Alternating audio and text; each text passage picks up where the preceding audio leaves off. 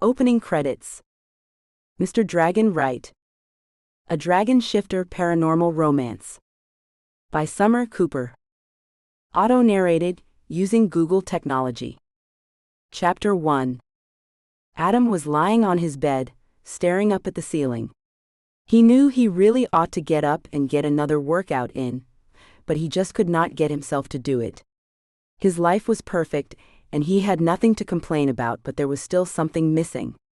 After college, he had been signed to a contract immediately, and he had been playing professional football ever since, earning millions every year.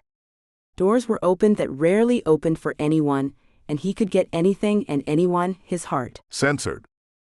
That was where it had all gone south after only a few months, because Cassie had not been able to deal with the fame.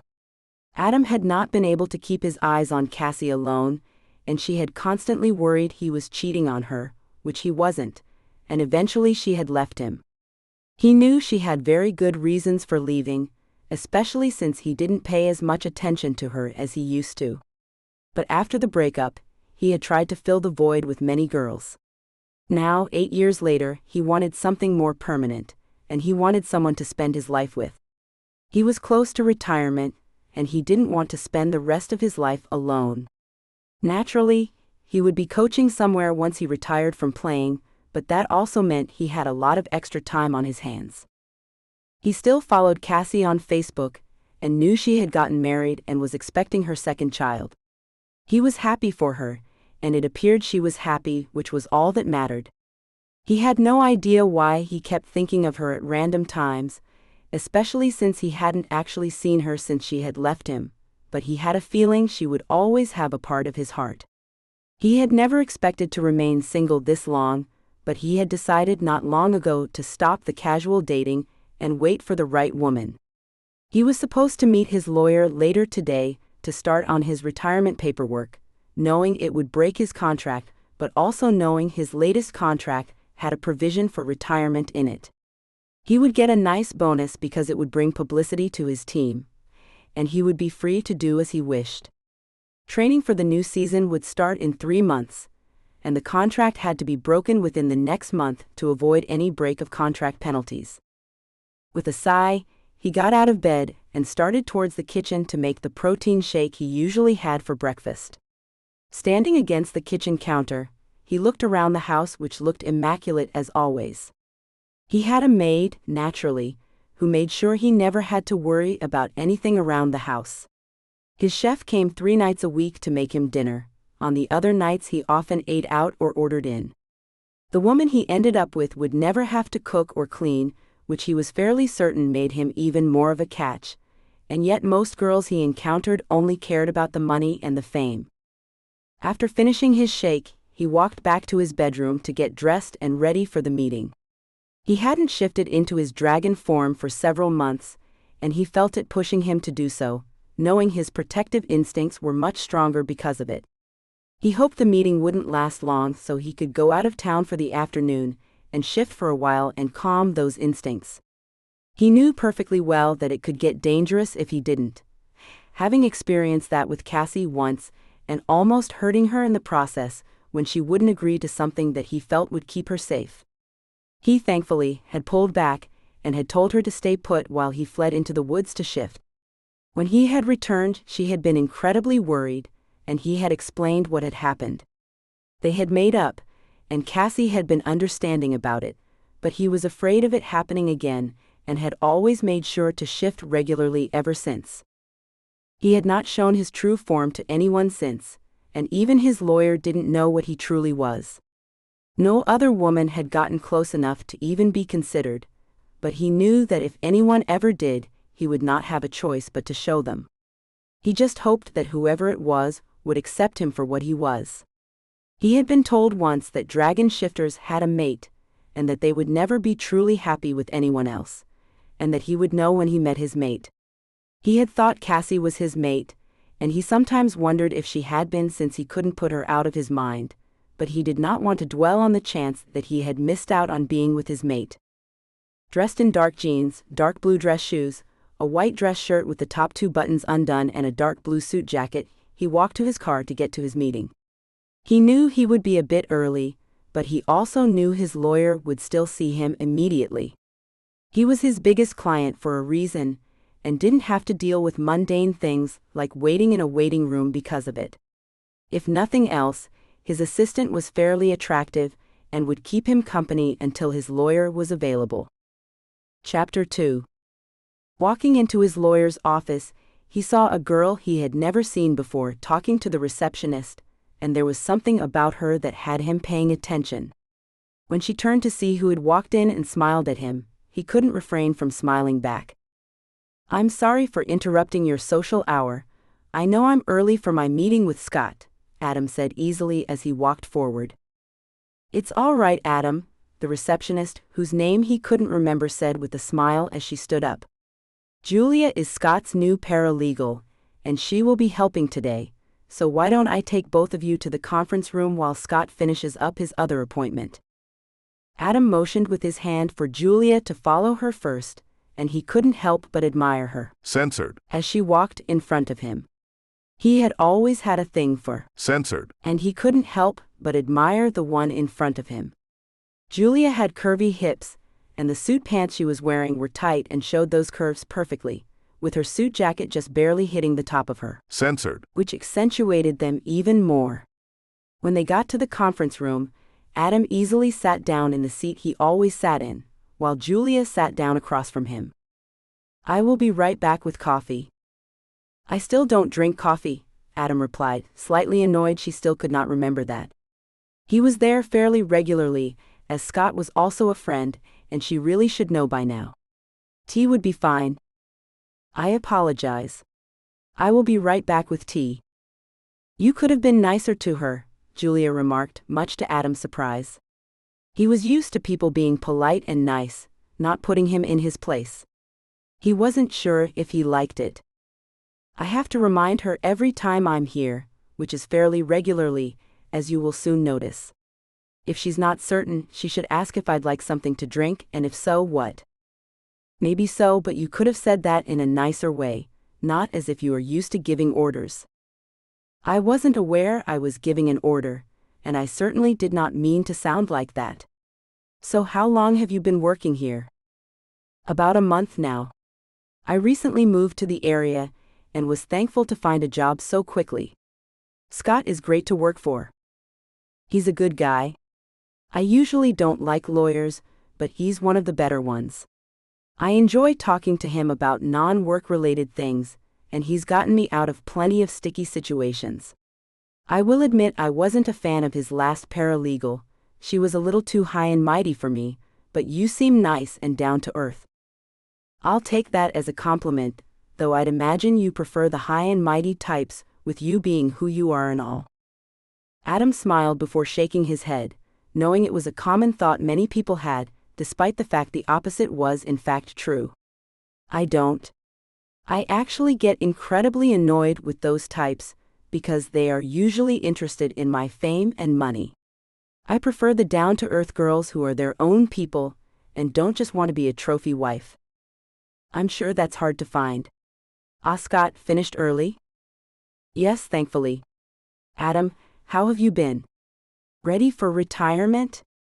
"Definitely," Adam smiled, shaking Scott's hand before sitting down. "I think I've been playing long enough. Now it's time for me to do nothing for a while, and then get into coaching. My life has always revolved around football season. I'm slightly excited about being able to do things regardless of what season it is." "Good. I have a draft of the paperwork right here. Why don't you take a moment to read through it while I go see what's taking so long on your tea?" Adam took the paperwork and started reading it. Scott had provided a copy of his contract as well, highlighting the parts that talked about breaking the contract early, and with references made in the sidelines of the new documents, it had those outlined to ensure they were following it. It's one of the things Adam loved about Scott. He always made it easy for him to read the documents and make sure everything was as it should be. He knew Julia was still in the room, watching him read the documents, but at the moment he needed to focus on reading them, instead of talking to her some more. When Scott returned to the room, they immediately started talking about the papers, and Adam indicated the things he wanted to see changed, while Julia took notes as well and gave a suggestion here and there. Adam noticed that she was very sharp and had an excellent knowledge of the law, while it was also clear she had practically memorized his contract and the new paperwork. Adam could tell Scott was pleased with her, and Adam himself had to admit it was refreshing after the last paralegal, who often sat in meetings like a lump of coal and gave little to no suggestions. "I think that is all for today. I'd like you to come back in the next couple of days so we can go over the revisions," Scott said once they had gone over everything. "That's fine. Is it time for lunch yet?" "It is, as you well know," Scott laughed. "You always plan our meetings to have some kind of meal, or at least drinks afterward." "Possibly," Adam smirked before looking at Julia. "Would you like to join us?" "No, that's all right," Julia replied with a sideways glance at Scott. Adam saw the glance and wondered at that before looking back at Julia. "Oh, come on. I promise the food will be excellent. I'm impressed by your input in this meeting, and I usually go to lunch with Scott. I never invited the last paralegal because I couldn't stand her, but you seem nice." "Actually, Julia has another meeting I asked her to cover for me," Scott finally said. "I knew you'd mention lunch, so I asked Julia to stay here in case our next appointment gets here early." "All right," Adam said, not believing it for a second.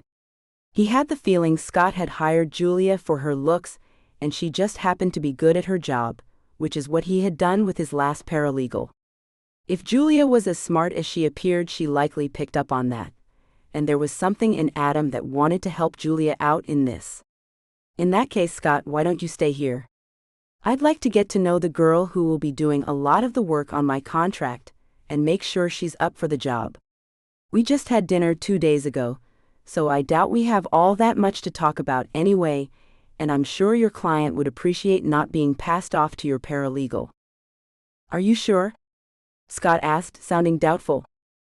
"Absolutely. Julia, would you like to go to lunch?" "If that's all right, Scott." "That's fine," Scott said with a forced smile. "Take your time, Julia. I will meet you in the lobby." Adam smiled at Julia before walking out of the room and to the lobby, where he patiently waited for Julia. He was glad she didn't take long, and soon they were walking down the street. "There is an excellent Chinese place just around the corner. Is that all right, or would you prefer something else?" "Chinese is fine." "So what was that back at the office, with suddenly taking me to lunch instead of Scott?" "Be honest, and I promise I won't tell anyone. Has he tried to ask you out?" Julia sighed and looked at Adam, most likely trying to determine how serious he was. "I've suspected he just hired me for my looks. I'm hoping if I do a good enough job, he'll keep me when he finds out I'll never go out with him." "Is that why the last paralegal left?" "She got engaged to someone else and resigned. I think Scott is great, and he's a good friend, but I would be the first to say he's a bit of a womanizer. He'll never cross the line if you don't want him to. You don't have to worry about that, but he will ask you out at some point. There is nothing in your employment contract about workplace relationships. Don't be afraid to say no. I need this job, otherwise I probably would have left already. He has a great reputation, and even just a year with his firm on my resume will look good."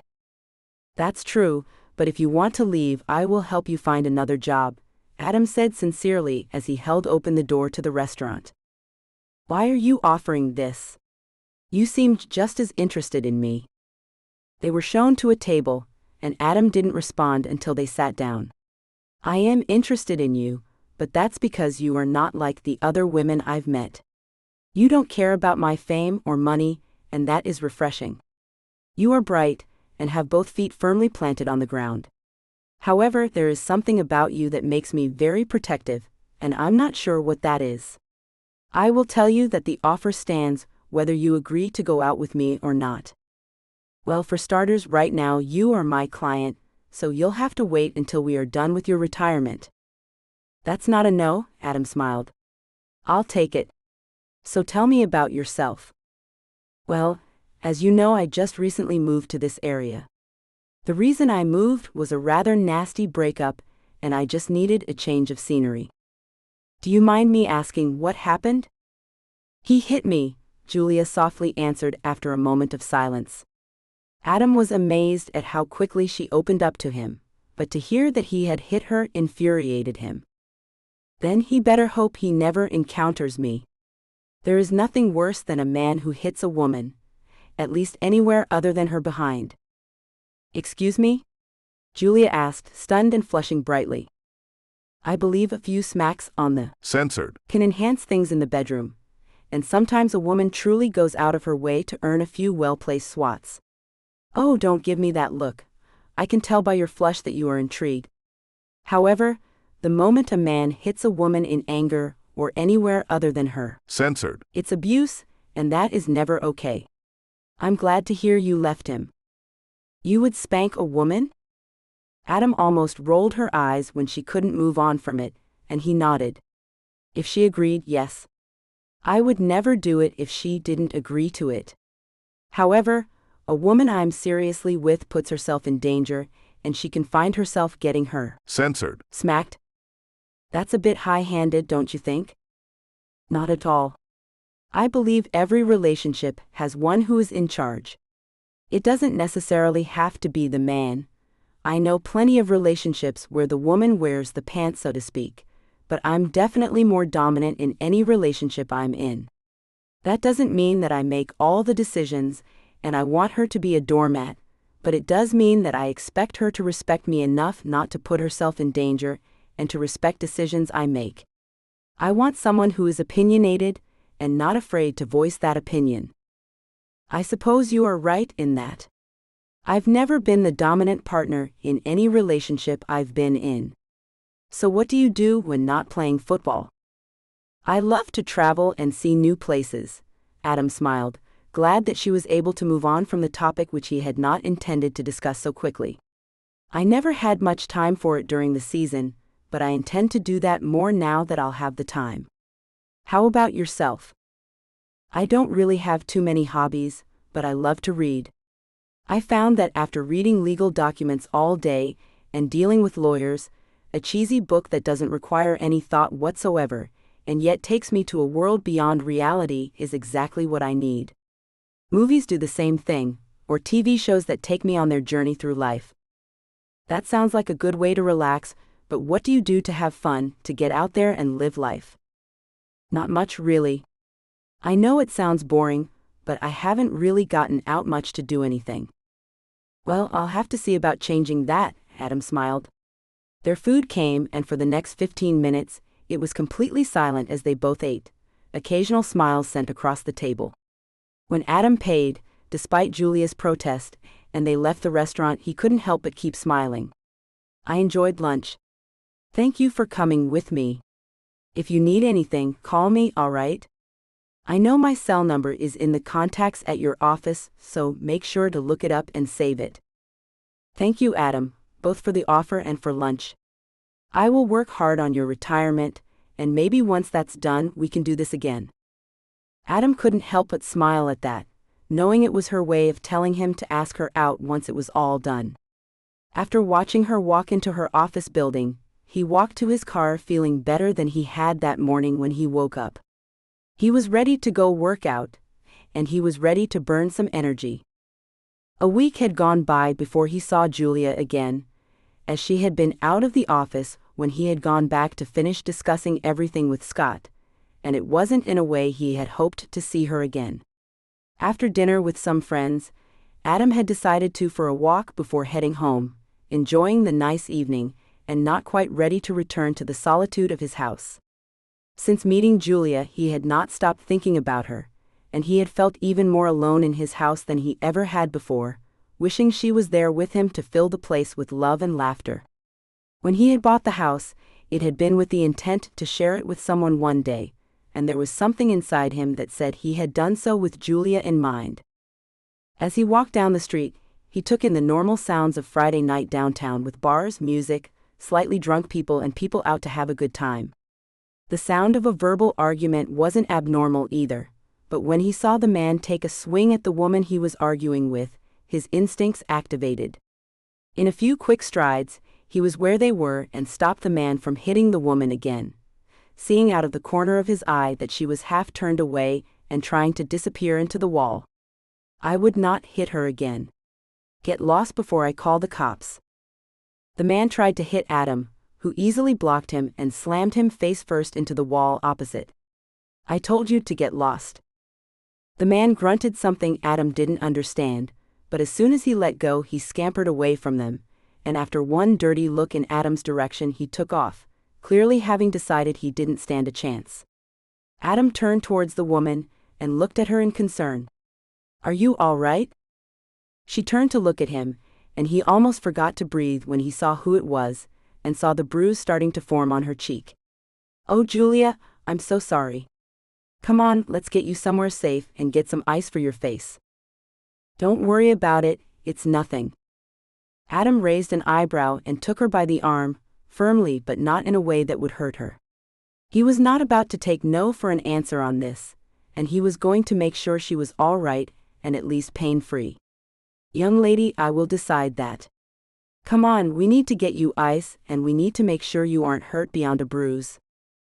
I will decide for myself, Julia said angrily before pulling her arm free and taking off in the opposite direction. Adam sighed in frustration and went after her, grumbling about stubborn women. You most certainly can decide for yourself, but I'm not going to let you leave only for him to find you again. Think of your own safety. Julia apparently hadn't thought of that yet, and didn't seem impressed that he had brought it up, so she just glared at him. When they got close to where he had parked, he stopped her from walking further and turned her to look at him. I don't want you to get hurt any further. We don't know where he is, and I want you safe. Please come with me, please let me make sure you're safe. I'm not leaving, so if you choose to keep walking, I will simply follow you, but my car is right there. My housekeeper is at the house, so we won't be alone if that's what's worrying you. Go figure, you have a housekeeper. I'll go with you, but only because I'm scared he's still watching me, and at least I know you. One attempt at anything, and you will find that I'm not completely helpless. Adam tried very hard to contain the smile that was threatening to appear on his face at her attempt at threatening him, before guiding her to his car and helping her in on the passenger side. He was glad she had agreed, and something inside him seemed to calm down. He wondered at that, and not for the first time wondered if Julia was his true mate, while Cassie hadn't been. He had felt protective of Cassie, but he had never felt this instinctual feeling that he ought to remain close to her like he had been feeling with Julia. So what happened? Adam asked as he pulled out of the parking spot and headed towards the suburbs. That was my ex. He figured out where I had moved to, and had apparently been following me. He had been trying to call, and I had ignored him, but he had seen us going to lunch last week. He thought we were on a date, and he was furious, so he had been trying to figure out where exactly I was, because he knew he couldn't get me while at work. I had been walking around town, simply exploring, when suddenly he was there. You know the rest. I see. I will help you come up with ways to remain safe, one of which is not to go anywhere alone, Adam replied, recognizing the slightly scolding tone in his voice but ignoring it for the moment. He had to get Julia to trust him fully first. Chapter 3. Julia had never had much luck with men, and the fact that her ex Mark had found her so easily wasn't a surprise to her in any way. That he hit her wasn't surprising either, but when Adam had suddenly appeared like one of those heroic figures in her books was surprising her. When he tried to get her to safety, she knew she should take it, but she was attracted to Adam in a way she had never been attracted to anyone. It scared her, and instead, she just wanted to get away from him. She hated that he was right, and she knew Mark was likely still around, so when he offered to take her to his house, she agreed. His scolding at her being alone at night was justified, and she squirmed in her seat when it made her tingle in places she never thought she'd feel that while getting scolded. It was almost as if Adam truly cared about her safety, and he was upset with her for not taking her own safety seriously, when she knew there was a chance Mark would come after her. As they pulled up to Adam's house, she almost rolled her eyes when she saw the size. She had expected some huge mansion, and it was definitely huge, but as she got a closer look, she couldn't deny it was absolutely stunning. The outside was a yellow color, with the driveway circling around a fountain in front of the front door. Wide steps lead up into the house, and beautiful flower beds line the driveway. As Adam opened the door for her and guided her inside, she saw a beautiful entrance hall. Instead of large and cold, it was warm and inviting with neutral colors and flower arrangements. She had always loved flowers, and there appeared to be an abundance of them. Adam guided her to a living room, which appeared to have comfortable couches and a large fireplace, which he immediately lit. To her delight, it was an old-fashioned wood-burning fireplace, and not a new electric one like she saw everywhere else these days. Taking a seat on the couch, she almost sighed at how comfortable it was, and she wanted nothing more than to curl up on the couch with hot chocolate, a blanket, and a good book while the fire roared in front of her. It was picture perfect, and like everything she had ever dreamed of having in a home, almost as if this home was made for her. I have a chef half the week, and he usually makes enough in case I want leftovers the days he's not here. Are you hungry? I'm sure there is something I can make. I hadn't eaten yet, but I'm not hungry. Thank you though. I'll be right back with drinks, Adam said, giving her a skeptical look before walking out of the room to what she assumed was the kitchen. She had never expected his home to be so cozy and warm, and it was definitely not the bachelor pad she had been expecting. This was more a family home, and not for the first time she wondered if Adam was honest when he said he didn't want a trophy wife. Was it possible he had bought this house with the intent to one day raise a family in it? When Adam returned with hot chocolate, much to her surprise, she took it with a smile before glaring at the plate of food he put in front of her. She was fairly certain she had told him she wasn't hungry, even though the food looked great, and she did not appreciate him bringing her food anyway. Right? I thought I said I wasn't hungry. You also said you hadn't eaten yet, so I brought you food since you should eat something. Skipping meals isn't a good thing. Can I get you anything else? No, I'm fine. I don't know what to do. I think he has figured out where I live. You are welcome to stay here until you feel safe again. As you can tell, there is plenty of space, and I have several guest rooms to choose from. My housekeeper lives here, and my chef is here 3 or 4 nights a week to cook. Otherwise, it's usually just me. I don't want you going out there until we know he can't get to you. What is his name anyway? Mark Baker, Julia replied, feeling warm inside both from the hot chocolate and from the fact that Adam clearly wanted her to stay safe and was offering her a safe place. She had seen the gates when they had gotten there, and knew Mark wouldn't be able to get through. You have security, right? Yes, quite a bit of it. Trust me, he can't get in here, and if he ever tries he will wish he never had. Eat something please. I don't like to see you not eating. Julia looked at the plate, and had to admit the food still looked good, and she was slightly hungry despite the fact that she didn't feel like eating. Looking at Adam, she knew he wasn't going to just give up that easily, and remembering his words from the week before, where he had admitted to always being the more dominant partner, she didn't want to test him just yet, so she picked up the plate and started eating. The slight look of approval in his eyes made her feel better, much to her own confusion. She had no idea what it was about Adam that had her drawn to him, almost like they were meant to be together and fate was pushing them in that direction. Neither of them spoke much, but when she was done eating, she knew Adam was going to tell her what was going to happen. She had the feeling he had wanted her to finish her food first, and she had the feeling he wasn't going to accept anything else. She was proven right when he turned to her and started speaking almost as soon as her plate touched the table. To keep you safe, I don't want you going anywhere alone. You can go anywhere you want on my property, but you do not leave the property. I will take you to work and pick you up, and you do not leave for lunch or errands. He won't walk into your office to get you, of that I am certain. I have a private investigator whom I will have track down Mark and see what he can find out about him. There has to be more to the story. If he was simply looking for a relationship, he'd move on to the next girl. Until we find out what it is, you will have to keep these safety precautions. And if I don't? Julia asked, both dreading and looking forward to the answer. There was something inside her that made her want to test him on this, and see if he was truly that serious about her safety, that he would truly do anything to keep her safe.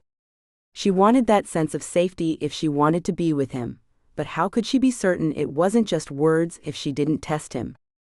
You will get exactly what I told you at lunch last week, Adam said sternly. Please just be careful and trust me in this, he added in a much softer tone, clearly wanting her to just follow it, and she could hear the concern in his voice. I'm not used to being told what to do in that way, but I will try. I know you are worried, so I will do my best, Julia replied, knowing that he really was worried about her and not wanting to add to that worry. Thank you.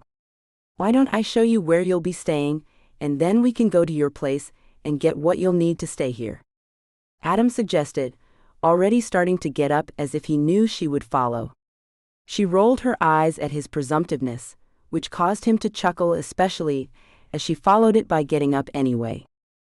Adam walked ahead of her up the stairs, pointing towards the kitchen as they passed it, and opened a door on the first-floor landing. I was thinking you'd like this room. It has an ensuite bath and large closet, so there's plenty of space for anything you bring. Julia looked around the room and thought it was beautiful. It was done in reds and blues, with a large king-size bed in the middle. There was a spacious bay window with pillows, and the bed looked comfortable. This looks nice. We should probably get my things, it's getting late. I will be asking one of my security guards to go with us. I'd rather have someone else there considering Mark probably knows where you live, Adam said resolutely. If you need anything, my room is across the hall. Julia followed Adam silently to his car, where they were met by a large man who was clearly a security guard. He held the back door open for Julia, who got in after a slight smile to the man who didn't make any sign that he had seen it before shutting the door behind her. She was glad when Adam got in next to her, before another large man got in and sat in the passenger seat. They thought we should take 2 of them, Adam said with a slight shrug before the car pulled out of the driveway. Julia wasn't surprised when they didn't ask for directions or where she lived, and she simply watched the houses and buildings as they passed by them. It was late, and the streets were quiet, but once they got to the part of town she lived in, it started getting a bit busier. She knew she lived in the part of town that had a lot of college-age students and a lot of bars, and it wasn't the greatest place to live, but it was affordable, and it's why she had chosen it. When they got there, she got out easily, Adam and one of the big guys right with her as they walked up to her apartment. She was a little bit embarrassed to have Adam see where she lived, knowing she hadn't cleaned yet for the week, and knowing the place was a bit rundown. Choosing to ignore that for now, she walked to her bedroom and pulled her suitcase from under her bed, immediately starting to put clothes into it. When she had left her hometown, she hadn't taken much, and most of her clothes really needed to be washed, but for the moment she ignored that and simply grabbed her laundry bag, throwing it in her suitcase. I'll show you the laundry room later, Adam said from behind her. Can I help with anything? No, I'm almost done, Julia said, forcing a smile as she continued packing. She had no idea how long she would be staying with Adam, but even so, she only had enough for just over a week of clothes, and decided to just take all of them. A few personal pictures and other personal items from the bathroom later, and she was done, not entirely surprised when Adam took her suitcase before she could and started towards the door.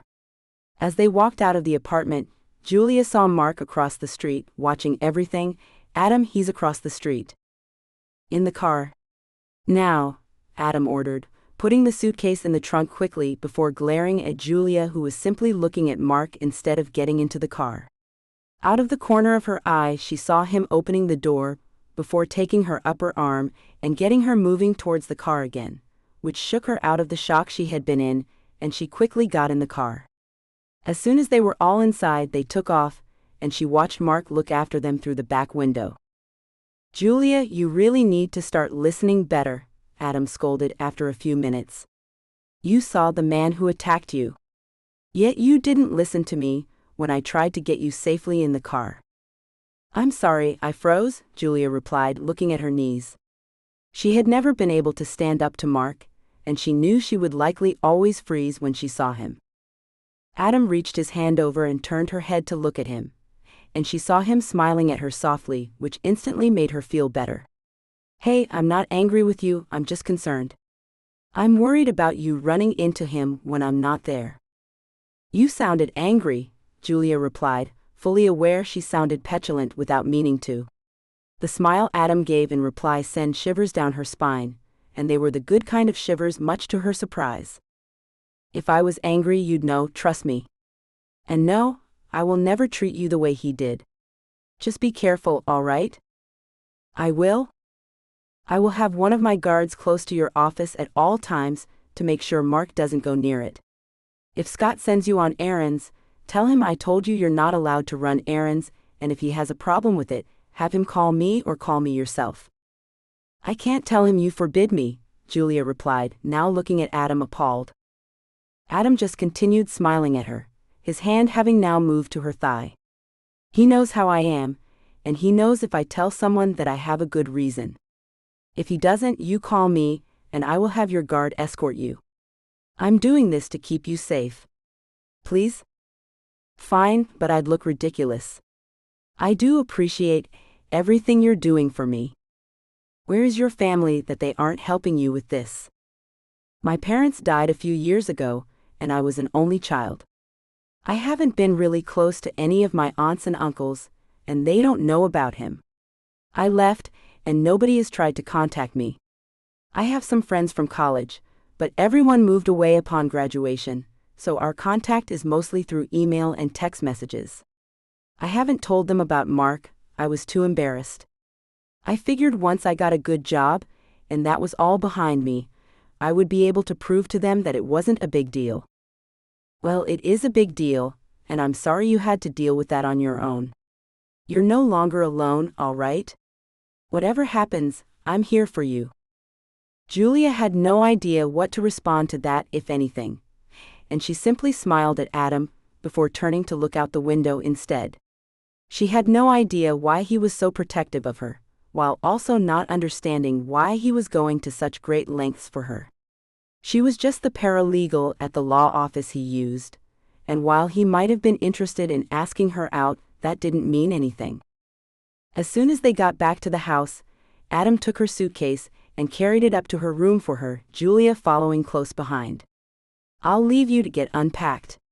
I will be in my study if you need me, otherwise I will see you in the morning." Julia wished Adam a good night before starting to unpack her suitcase, putting her picture frames on the dresser and her toiletries in the bathroom. She knew she should do laundry, but she was exhausted after everything and really just wanted to get some sleep. She got ready for bed quickly and slid under the covers, sighing at how soft the bed was and how warm the covers felt. She wasn't sure she'd ever slept on a bed so comfortable, and it took her mere minutes before she fell into a deep sleep. Chapter 4. When Julia woke up the following morning, she sighed when she realized she had to get out of bed. She quickly got dressed in jeans and a shirt, the only thing she had that was clean, and made her way down the stairs and to the kitchen in search of some food. She found Adam there, drinking what looked like a shake, and looking sexier than she thought any man should be allowed to look. Wearing shorts and only shorts, and with a sweaty torso, she had to swallow and take a deep breath before she could continue walking. He was muscular, which she realized she should have known considering he was an athlete, and it was very obvious he had just finished a workout. "Good morning. I apologize for my state of dress. I hate wearing shirts when working out. I'll get out of your way, feel free to raid the kitchen for breakfast," Adam said with a smile when he saw Julia and saw her hesitation at coming in further. "Don't run just because I walked in. This looks like a morning ritual for you, so don't let me interfere. I usually don't eat much for breakfast, but I'll see what you have." Adam leaned back against the counter, clearly happy he didn't have to leave, and Julia realized she liked being in the same room as him. She wanted to find out why that was, but her stomach growled and she realized food was more important in that moment. She opened the refrigerator, and happy to see there was some plain Greek yogurt there, she pulled it out before going in search of bowls and sugar. She knew Adam was watching her every move, and for some reason she couldn't explain, she put a little bit extra sway in her hips, bent over a little bit more and stretched out a little bit more than necessary. By the time she had put some yogurt in the bowl, added some sugar and sat down at the kitchen counter, she saw that he was breathing a little more heavily, and she had to fight not to smirk at him. "Do you have plans for the day?" she asked innocently, leaning forward slightly. "Not really. I contacted my private investigator, but expect it will take him most of the day to get back to me on anything. Do you have plans?" "Laundry, and then I have to do some work. Do you mind if I use the kitchen table?" "That's fine. If you want to put your laundry in the laundry room, it will be done by tomorrow. I do have a library with a large table if you'd like to use it. Chris, my chef, will be here today, so it might be quieter in there." "I can do my own laundry," Julia replied as she got up and put her bowl in the sink. "I never implied you couldn't, but it's much easier for Andrea to do ours together, as opposed to having to wait for you to be done or you to wait for her to be done. I saw her going in there not long ago." "Why don't you just show me where to find the laundry room and then the library?" Julia said with a sigh, knowing Adam didn't understand that she wasn't used to having others do these kinds of things for her. The fact that he had a library really shouldn't be surprising, but she was anxious to see what it had in it, or if it was just an empty room with a handful of books. After a quick conversation with Andrea, who had practically sent Julia away when she had suggested doing her own laundry, she walked to the library only to realize it was the biggest private library she had ever seen. Movies didn't have libraries this nice, and she couldn't help but walk in and run her fingers along the spines of the books. There was a landing up above to reach the books on the top shelves, and ladders that ran the span of the room. She was impressed, and she wasn't going to hide it, smiling as she looked at everything that was on the shelves. "You like books," she stated, sensing that Adam was watching her every move. "I do, but I rarely have time to read. I didn't used to like books growing up, but on long bus trips with the team or on long plane rides, I started to appreciate a good book. When I bought this house a few years back, I converted this room into the library you now see and started collecting books. At the front of the room, you'll find an iPad which has a catalog of all the books on it. If you take a book, please log it out so I know where it is. It's not that I don't trust you not to give it back, but that way if I'm looking for it I know it's not in here. This is incredible, and I won't deny I'm slightly jealous. I could spend days in here. I'll leave you to your work. He usually has dinner ready around 7, and you're on your own for lunch. I will be around the house," Adam said before leaving. Julia looked around the library once more, before putting her work down on the large table in the middle and sitting down in one of the comfortable chairs. Soon she was hard at work, which happened to be the last bit of paperwork for Adam's retirement, and she worked straight through lunch. By the time she finished, it was almost time for dinner, so she gathered up her papers and took them up to her room before walking into the living room, where Adam was reading something by the fire. As soon as she walked in, Adam motioned towards the plate of appetizers on the coffee table, and she noticed there was a glass of wine waiting for her as well. "I noticed you missed lunch. Chris made those appetizers. They are something new he came up with, and I must say I like them. I have no idea what we are having for dinner, but he said it might be a few minutes late tonight, so I recommend trying some of those." "Thank you. I'll admit it's nice to have food ready, laundry done, and wine waiting after a day of work.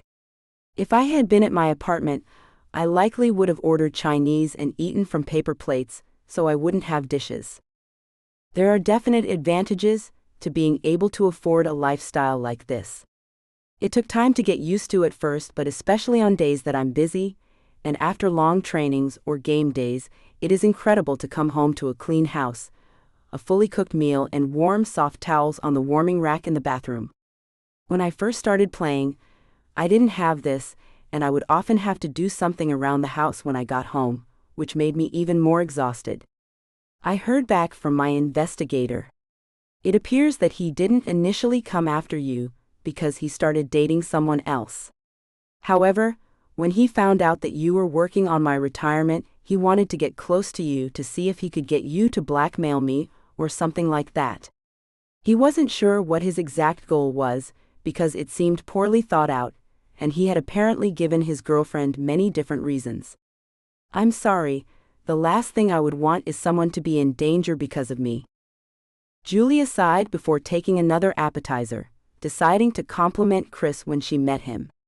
It's all right, I half expected this. He mentioned you when he approached me yesterday, and I thought that was odd, but I suppose it makes sense now. I suppose. I want you to be very careful. I don't think he's going to just give up. You go anywhere alone, and you will be sitting slightly more uncomfortable when you get home, understood? My investigator got the impression he is planning something drastic if he can't get you the easy way. You can't just threaten to spank me, Julia said indignantly, still unsure if she liked his dominant ways. We'll see about that. I think you'd like it. Monday we sign the papers for my retirement. Monday night I'd like to take you on a date. Would you accept going out with me? I would love to go out with you, Julia replied easily. That doesn't mean you can tell me what to do. Then again, if that comes with being with you, I'm not sure I'd mind. The happy smile Adam sent her made her feel incredible, and she suddenly couldn't wait to go out with Adam on Monday night. Looking around, she realized she could easily get used to being with a billionaire and to the easy lifestyle he lived. She could continue working, at least part-time, and spend the rest of her time exploring that amazing library in between trips to places she'd always wanted to visit. Chapter 5. The papers had been signed easily, and while Mark had been spotted near her office, she had obeyed Adam and stayed inside all day. There was something that made her want to obey him and want to listen to him, and when she walked down the stairs to go on their date, she smiled at seeing him waiting for her. She just felt right, like this was why she was meant to move here. The restaurant they went to was beautiful and romantic, and Julia was certain she had never had a better time than during that dinner. They talked throughout about their hopes, their dreams, and their life goals, and they found they had a lot in common. She also found it easy to let him take the lead when at work she had to be assertive all day. Something about letting go of some of that assertiveness when she came home felt good, and when they got back to the house, she sighed as she sank into the couch. There's something I have to tell you, Adam said after sitting down as well. Julia felt her heart sink, knowing this was the moment she would lose it all. She knew something couldn't be quite right for an amazing man like Adam to still be single. I don't know if you have ever heard of shapeshifters, but I am a dragon. I know, it's hard to believe, but there is no easy way to tell you. I have to shift occasionally or my instincts will start to overwhelm me, but mostly it makes me stronger and more protective of those I love. Also, dragon shifters have mates, which is almost like a soulmate. It's someone we are meant to be with, someone we can't live without. Julia, I think you are my mate. I think we are meant to be together. I can't stay away from you, and I can't stop thinking about you. I want to protect you and keep you safe, and I worry about you. Julia just stared at Adam in disbelief. Could this be true? Before she could voice that question, Adam stood up, and when she blinked again, instead of Adam was a beautiful dragon. He wasn't incredibly large since he fit in the living room, but he was a dragon nonetheless. When she blinked again, Adam was back, looking at her in apprehension. All right. You're a dragon. I can live with that, Julia finally said. She had no idea what she had just seen, but she could live with this if that was the only abnormal thing about him. Adam stood up and held his hand out for her, which she took and let herself be pulled up from the couch before he pulled her into his arms completely. You are amazing, Adam whispered before. Censored. Her passionately. Shocked at first to be Censored. like that, she quickly Censored. him back, and she found that she didn't want to leave the comfort of his arms. When Adam started leading her towards the stairs, she let herself be led in that direction, excited to see where it would lead. His bedroom was masculine with dark woods, but she barely noticed when he returned to Censored. her, unzipping her dress in the process. Her own hand started unbuttoning his shirt, and her hand slid under his shirt to feel his abs and muscular back, pressing him closer to her. I'm in charge, Adam mumbled as he stepped away slightly, which allowed her dress to fall to the ground. She felt exposed as he let his eyes slide down her body, knowing she was wearing lace lingerie that barely hid anything. He let his own shirt slide down his shoulders before guiding her towards the bed. "Lie down, face down," Adam ordered softly, and she didn't even consider doing anything other than exactly that. It took a minute, but then she felt him sit down on the bed beside her, and his hands went to her shoulders and started massaging. She sighed at how good it felt, and how much time he was taking in making her feel good. When he got to her bra, he unhooked it before continuing his back rub, sending tingles down her spine. This scene has been censored to provide a safe and enjoyable reading experience for everyone. Adam rolled to the side and pulled her with him, before pulling a blanket over both of them. She laid her head on his, Censored, smiling at the comfort and how incredible she felt. She never wanted to let go, but she didn't want to tell him that. She didn't want to make it seem like she was trying to move things too quickly, and she had heard rumors that he had moved quickly with someone before, and it had ended badly after he had gone pro. She didn't want to be that girl. "Marry me," Adam said, much to her shock. "I'm sorry, what?" Julia asked, lifting her head up to look at him. "I'm serious. I don't want to let you go. I haven't felt this calm, this at peace, and this complete in my life. How about you propose properly sometime and I'll consider it?" Julia smiled before putting her head back down on his, Censored, happy that clearly he was ready to move fast. She was putting her foot down though, and expected him to propose properly if he was serious about it. "Fair enough. Just thought I'd let you know I'm serious. We should get downstairs. Chris gets a little irritated when I ruin dinner by being late." Julia chuckled and rolled to the edge of the bed before sitting up. "I suppose that's the downside to having staff." "I suppose so. I've never experienced this before," Adam smiled before getting up as well. As she got dressed, she couldn't help but wonder how she had gotten so lucky, and when Adam wrapped his arms around her from behind and Censored, her neck, she smiled. "I was just thinking how I could have gotten so lucky." "I was thinking the same. To have found my mate after so many years. Come on, let's go see what Chris came up with. Tomorrow I'd like you to tell Scott you resign. I don't mind if you keep working, but until the Mark situation is resolved, I'd rather you didn't. And after that's resolved, you can do something part-time after we are done traveling and seeing the world." Julia briefly thought she should protest the order, but she found that the idea sounded incredible, and she nodded. "Deal, but only if you help me clean out my apartment first. It doesn't make sense to keep it now, does it?" "I'll pay someone to do that," Adam shrugged, smiling at her as they walked down the stairs. Julia realized that while Adam might have some dominant tendencies, especially in the bedroom, she liked it, and she looked forward to spending their lives together. She wasn't certain he was fully over whatever breakup he had gone through all those years ago, but for now, they were together and they were happy, and she was going to enjoy every minute of it. Thank you for reading my book. If you like this story, I think you'll enjoy the next book in the series, Dragon Baller's Bride. Please leave a review if you like this book. That's the best thing you can do to help authors like me, so others can find my books. It can be as long or as short as you'd like. Even a star rating is amazing and appreciated. Thanks in advance. About Summer Cooper. Thank you so much for reading. Without you, it wouldn't be possible for me to be a full-time author. I hope you enjoy reading my books as much as I do writing them. Besides, obviously, reading and writing, I also love cuddling my dogs, shouting at Alexa being upside down, aka yoga, and driving my family cray-cray. Follow me on Facebook, Instagram, Goodreads, BookBub. Get in touch at hello@summercooper.com. www.summercooper.com. Closing credits. This has been Mr. Dragon Write. Written by Summer Cooper. Auto-narrated using Google technology. Copyright 2024 by Lovie Books Limited. Production copyright 2024 by Lovie Books Limited.